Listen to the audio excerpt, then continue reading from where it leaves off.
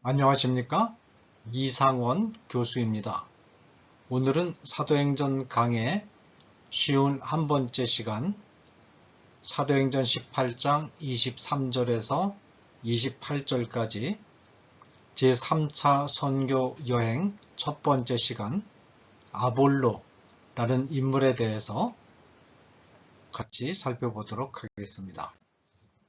오늘은 세 가지 소주제로 진행하는데 첫 번째는 필로의 제자 아볼로의 등장, 둘째는 바울의 제자로 거듭난 아볼로, 셋째는 변화된 아볼로의 고린도 사역. 이 세 가지 소주제로 함께 살펴보도록 하겠습니다. 바울의 2차 선교 여행 여정이 우리에게 보여주는 특징 가운데 하나는 흡족할 만큼 선교 활동을 전개하지 못하고 아쉬움을 마음에 간직한 채 떠나야 했던 지역들이 여러 군데 있었다는 것입니다. 바울의 원래 계획은 소아시아 지방에서 전도 활동을 이어가는 것이었습니다. 소아시아 지방에는 복음이 전해지지 않은 곳이 많았고 복음을 들어야 할 사람도 많았기 때문입니다. 그러나 하나님께서 강제로 바울의 여정을 유럽의 관문인 마게도니아 방향으로 트시는 바람에 소아시아라는 넓은 밭을 그대로 둔 채 행로를 바꾸어야만 했습니다. 따라서 바울의 마음속에는 늘 소아시아 전도가 걸려 있었습니다. 마게도니아 지방에 들어선 바울이 데살로니가에서 사역을 시작하여 많은 열매를 거두는 시점에서 데살로니가의 유대교인들의 방해 때문에 어쩔 수 없이 떠나야만 했습니다. 바울이 어떻게 해서든지 데살로니가로 돌아가서 충분히 말씀을 가르치고 싶었으나 길이 열리지 않았습니다. 따라서 데살로니가 지방도 바울에게는 늘 마음의 부담으로 남아 있었습니다.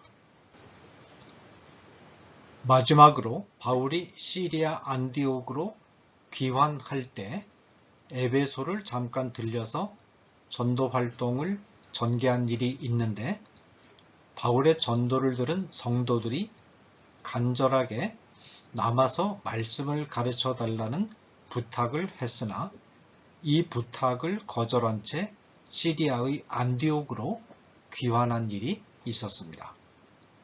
따라서 에베소도 바울에게 있어서는 늘 마음의 부담으로 남아 있었습니다. 결국 바울은 시리아 안디옥에 도착한 후 곧 세 번째 선교 여행에 나섭니다. 바울은 갈라디아와 부르기아 지방을 재차 방문하면서 이곳에 있던 성도들을 굳게 세우는 일을 하고 에베소로 향합니다. 그 다음에 필로의 제자 아볼로의 등장에 대해서 알아보겠습니다. 누가는 바울의 선교 사역에 있어서 아마도 가장 중요하다고 말할 수 있는 에베소 사역을 서술하기 전에 에베소에 있던 아볼로라는 인물에 관한 기록을 삽입해 넣었습니다. 에베소는 항구 도시로서 토사가 흘러내려와 쌓이는 좋지 않은 자리에 위치해 있었음에도 불구하고 동서교통의 요충지 역할을 했던 중요한 소아시아의 국제 도시였습니다. 에베소는 로마 정부로부터 자율권을 허용받은 도시로서 특히 아르테미스 신전으로 유명했습니다. 24절은 알렉산드리아에서 난 아볼로라는 유대인이 에베소에 등장했음을 보도합니다. 아볼로는 언변이 좋고 성경에 능통했습니다. 아볼로가 알렉산드리아 출신이라는 것은 아볼로의 학문적 배경에 대하여 중요한 정보를 제공해 줍니다. 이 당시 알렉산드리아에는 필로라는 유명한 유대교 철학자가 있었습니다. 필로는 유대교와 헬라 철학에 모두 정통한 사람으로서 유대교를 헬라 철학의 틀 안에서 해석하려고 시도한 사람입니다. 아볼로는 아마도 필로 밑에서 공부했거나 아니면 적어도 그 영향권 안에서 학문을 익혔을 것입니다. 본문은 아볼로가 언변에 능했다고 보도합니다. 아볼로가 언변에 능했다는 말은 아볼로가 헬라 철학의 최고위 과목인 수사학을 공부했음을 시사합니다. 수사학을 공부했다는 것은 헬라 철학을 마스터했다는 뜻입니다. 지식을 말이나 글로 표현할 수 있을 때 빛을 발하기 마련입니다. 따라서 헬라 철학에서는 철학 지식을 가르쳐 준 다음 마지막 단계로서 지식을 말이나 글로 표현하는 방법을 익히는 수사학을 가르쳤습니다. 뿐만 아니라 필로가 유대교의 기본 경전인 구약 성경에 능통했던 것처럼 아볼로도 구약 성경에 능통했습니다. 그 다음 주제는 바울의 제자로 거듭난 아볼로입니다. 당대의 대학자인 필로 문화에서 헬라 철학과 구약 성경을 배운 아볼로는 어떤 경로를 통해서인지는 알 수 없으나 예수에 관한 소문도 듣고 예수의 가르침도 듣게 됩니다. 아볼로는 예수에 관한 이야기를 듣고 많은 감명을 받았던 것 같습니다. 동시에 예수에 관한 이야기를 자기 자신이 이미 알고 있던 탁월한 구약 성경에 관한 지식에 연결시킬 줄 아는 뛰어난 능력도 아울러 갖추고 있었던 것으로 생각됩니다. 예수의 이야기가 구약 성경과 깊은 관련이 있는 것을 발견한 아볼로는 에베소에 와서 구약 성경을 근거로 하면서 예수를 전하기 시작했습니다. 그런데 아볼로에게는 중요한 한계가 있었는데 그 한계가 세례요한이 베푸는 회개와 심판의 세례만을 알고 있었다는 말로 요약되어 있습니다. 아볼로가 회당에서 예수에 관하여 가르치는 것을 듣고 있던 청중 가운데 아굴라와 브리스길라가 있었습니다.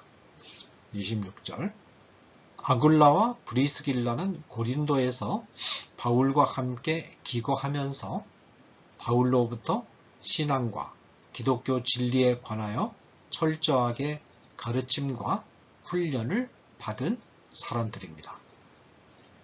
바울은 아굴라와 브리스길라에게 에베소 전도를 맡기고 시리아 안디옥으로 돌아갈 정도로 이 두 사람을 신실한 제자이자 사역자로 신뢰했습니다. 아굴라와 브리스길라는 환자가 병세를 말하기 시작하는 순간 오랜 경험이 있는 의사가 즉각 무슨 병인가를 알아차리는 것처럼 아볼로의 설교를 듣고 즉각 아볼로의 한계가 무엇인가를 간파해 냈습니다. 아볼로는 세례 요한의 사역이 예수 그리스도와 긴밀한 관련이 있다는 점을 분명하게 알지 못했던 것 같습니다.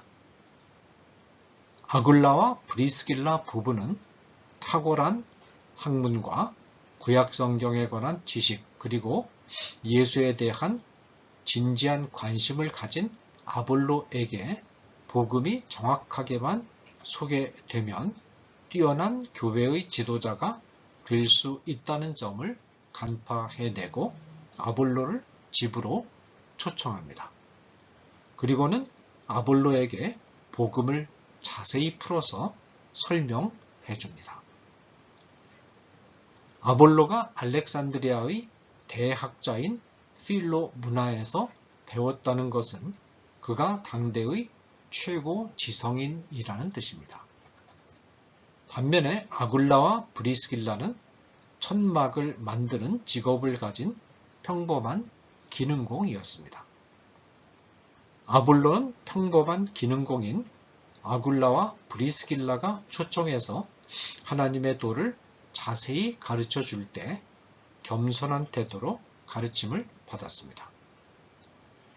아볼로는 학문의 깊이와 넓이에 있어서나 아니면 인간 됨됨이에 있어서나 하나를 가르쳐주면 열을 깨달을 수 있는 준비가 되어 있었던 사람이었습니다. 아볼로는 그동안 자기 자신이 지닌 풍부한 철학 지식과 성경 지식을 예수에 관한 이야기와 연결을 시키기는 했으나 연결 통로가 이물질로 막혀서 원활하게 연결되지 않았던 부분이 뻥 뚫리면서 시원하게 연결되는 기쁨을 경험했던 것 같습니다. 그런데 아굴라와 브리스길라가 전한 가르침이 누구의 가르침일까요? 바로 사도 바울의 가르침입니다. 바울은 아굴라와 브리스길라를 통해서 탁월한 교회 지도자를 열매로 얻은 셈입니다. 아볼로는 바울의 제자나 다름없습니다. 바울의 제자라 함은 곧 예수님의 제자라는 뜻입니다. 마지막으로 세 번째 소주제는 변화된 아볼로의 고린도 사역입니다. 아굴라와 브리스길라로부터 복음을 확실하게 가르침받고 기쁨에 찬 아볼로는 곧 아가야 지방으로 건너가려는 결단을 내립니다.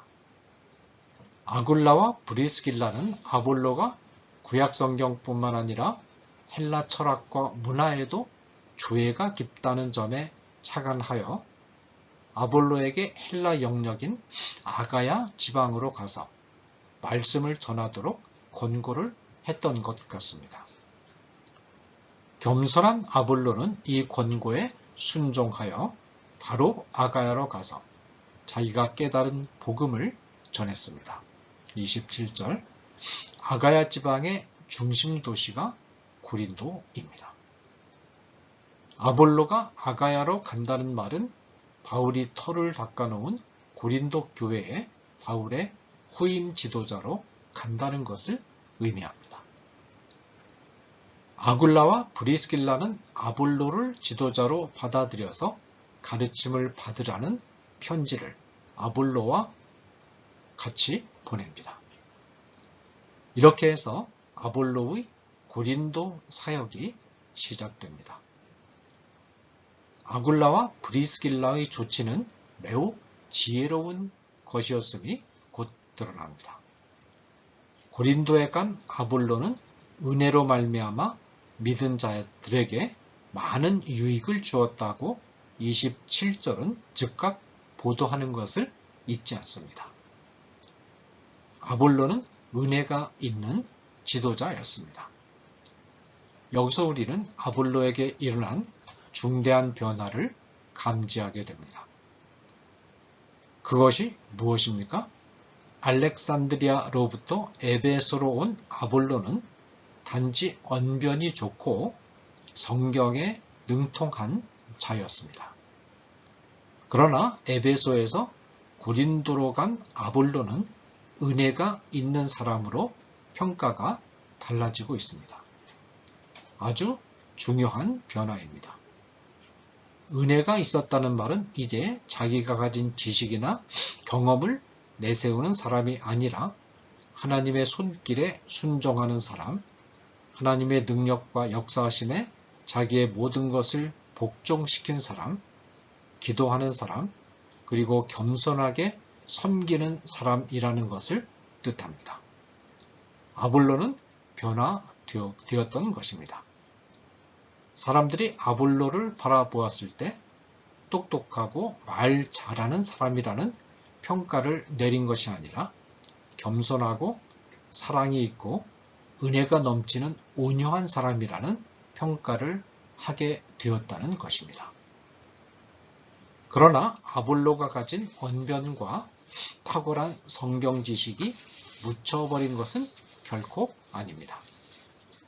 은혜의 터 위에서 아볼로가 가진 이 재능들은 고린도 교회에서 아주 효과적이고 강력한 무기로 사용됩니다. 이 사실이 28절에 잘 표현되어 있습니다. 이는 성경으로서 예수는 그리스도라고 증언하여 공중 앞에서 힘있게 유대인의 말을 이김이로라. 아볼로의 언변과 구약 성경에 관한 지식이 고린도 교회를 괴롭혀 온 유대교인들과의 대결에서 효율적으로 사용됩니다. 아볼로는 구약 성경의 근거를 조목조목 대가면서 구약 성경이 바로 예수 그리스도를 증거하고 있음을 전했습니다. 더욱이 아볼로는 공중을 앞에 놓고 유대교의 지도자들과 논쟁을 벌이게 되는데 이 논쟁에서 아볼로가 알렉산드리아에서 배우고 닦은 웅변술이 효율적으로 사용됩니다. 탁월한 구약 성경에 관한 지식이 탁월한 웅변술에 의해서 뒷받침되고 이것이 하나님의 은혜의 도구로 사용되자 강력한 힘을 발휘해서 유대교의 지도자들이 아볼로와의 논쟁에서 당해낼 수가 없었습니다. 힘있게 유대인의 말을 이겼다는 묘사를 통해서 유대교의 지도자들이 아볼로의 말 상대가 되지 못했음을 알게 됩니다. 은혜와 실력을 겸비한 아볼로를 지도자로 만난 고린도 교회는 큰 힘을 얻었으며 많은 성도들이 아볼로를 따랐습니다. 은혜가 많고 탁월한 성경 지식을 가지고 열심히 성도들을 가르치니 성도들이 따르는 것은 자연스러운 일입니다.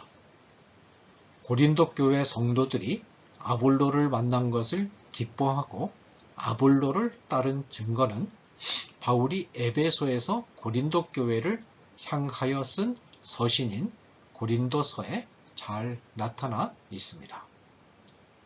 고린도 교회는 바울의 채취가 많이 되어 있는 교회였으나 아볼로도 성도들을 잘 지도했기 때문에 심지어는 아볼로파까지 생길 정도였습니다. 심지어는 이것이 교회 분쟁의 원인으로 발전하기까지 했습니다.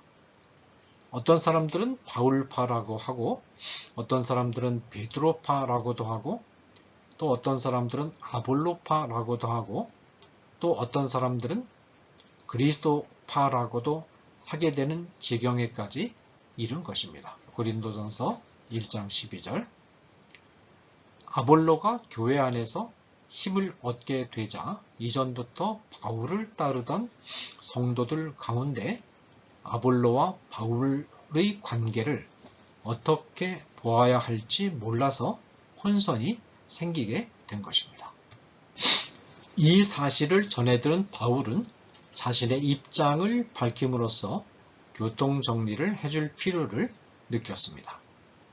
이것이 고린도 전서를 쓰게 된 중요한 동기 가운데 하나이기도 합니다.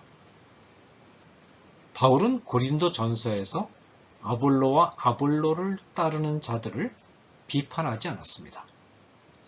이미 아굴라와 브리스길라로부터 아볼로에 관한 소식을 전해 들었을 바울은 마음속으로 아볼로를 고린도 교회의 명실상부한 지도자로 혹은 자신의 뒤를 이어서 고린도 교회를 이끌어갈 후계자로 인정하고 있었던 것입니다.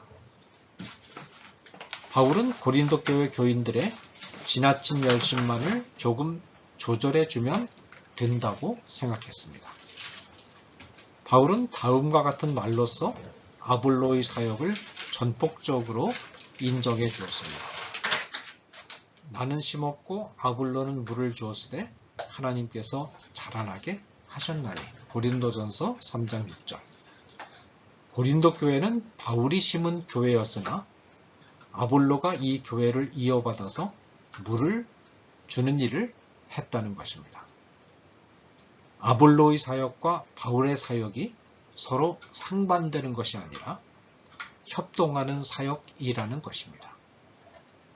하나님은 바울과 아볼로의 사역을 모두 기쁘게 여기셔서 교회를 자라나게 하셨다고 바울은 말합니다. 바울은 지도자로서의 아볼로의 위치와 사역을 전폭적으로 인정해주고 후원해 줌으로써 고린도 교회의 혼란을 가라앉히면서 모든 성도들은 인간에게 관심을 집중하지 말고 하나님께 관심을 집중하라고 권고합니다. 왜냐하면 바울이나 아볼로가 아무리 똑똑하고 유능해도 이들은 하나님이 하시는 사역의 도구에 불과하기 때문입니다. 감사합니다.